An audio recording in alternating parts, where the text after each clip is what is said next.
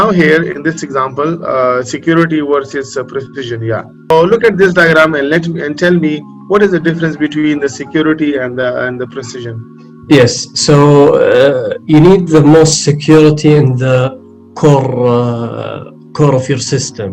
So, for example, if you have some data, and then you have a program that runs this data, and then above that you have your servers, and above that you have maybe your security system or firewall.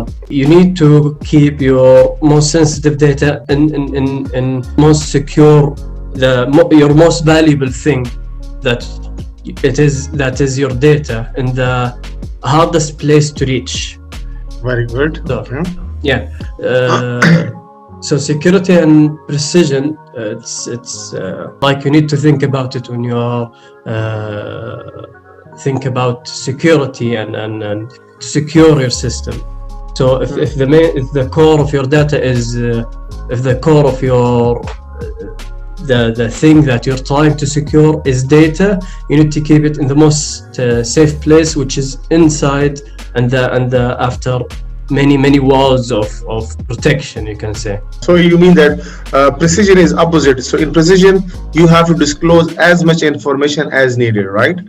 Yes. So precision is should reveal as much as non-sensitive data as possible. So you have to see the big circle. There is like a freely disclose in the responses to the queries, right?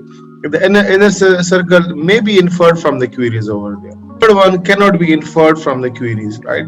And in the last circle, it is like concealed, not disclosed data over there. So here is most concealed information over there. So when you go inside this circle, the security is increased over there. So this information is more sensitive, less, and very much less sensitive. So this is how it works.